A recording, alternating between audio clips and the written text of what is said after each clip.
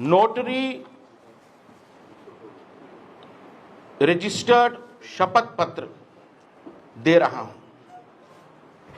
10 कदम गरीबी खत्म की नीति और नियत के साथ हम जनता के बीच इस शपथ पत्र को ले जा रहे हैं।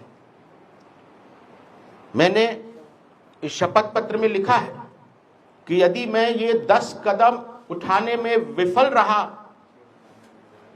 तो मुझे सूली पर चढ़ा देना। छत्तीसगढ़ के पूर्व मुख्यमंत्री अजित जोगी के बेटे अमित जोगी ने अपनी पार्टी जनता कांग्रेस छत्तीसगढ़ जोगी यानी JCC-J का विधानसभा चुनाव 2023 के लिए घोषणा पत्र जारी किया। अमित ने घोषणा पत्र को शपथ पत्र के रूप में पेश किया। बाकायदा 100 रुपए के स्टैम्प पेपर पर घोषणाओं की रजिस्ट्री की गई और घोषणाओं को रजिस्टर्ड करवाया गया। अमित जोगी ने इस शपथ पत्र को नाम दिया जोगी के 10 कदम गरीबी खत्म।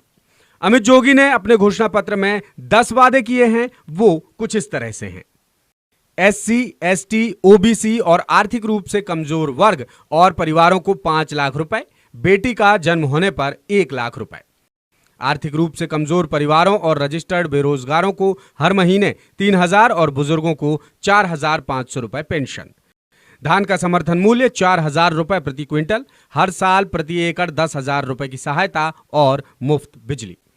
15 वर्ष से काबिज लोगों को पट्टा, कच्चे मकान वालों को 2 बेडरूम जोगी आवास। 8 सालों से काम कर रहे अनियमित कर्मचारियों को परमानेंट करने का वादा। सरकारी और प्राइवेट संस्थानों में स्थानीय युवाओं को 95% आरक्षण। सालाना 1 करोड़ रुपए से कम आय वाले स्वरोजगार और व्यवसाय को राज्य के सभी टैक्स से छूट। सभी जिलों में मेडिकल कॉलेज और सभी का कैशलेस इलाज। छात्र छात्राओं को देश विदेश में उच्च शिक्षा के लिए 100% ग्रांट। दारू की जगह खुलेंगी दूध की दुकानें, राज्य में लाएंगे दुग्ध क्रांति। गिरौदपुरी, सोनाखान, राजिम और शिवरी नारायण धाम का 5,000 करोड़ रुपए की लागत से विश्व स्तरीय विकास कराने का वादा भी किया। इस मौके पर अमित जोगी ने बीजेपी और कांग्रेस दोनों के रिश्तों पर भी सवाल उठाए कि कांग्रेस भाजपा का रिश्ता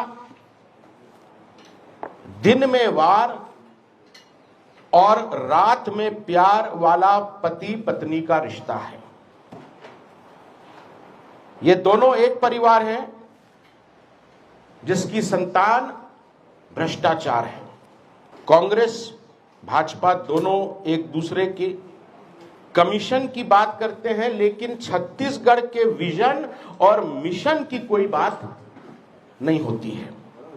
साथ ही अमित जोगी ने यह भी कहा कि उनकी लड़ाई बीजेपी और कांग्रेस से नहीं बल्कि उनकी पार्टी का मकसद कुछ दूसरा है। तो मेरी लड़ाई जो है वो ना कांग्रेस से है ना भाजपा से है। मेरी लड़ाई प्रदेश की गरीबी से है। हम तो इन दोनों राष्ट्रीय दलों से लड़ाई नहीं बल्कि उनकी विदाई करने के लिए जनता के बीच में जा रहे हैं।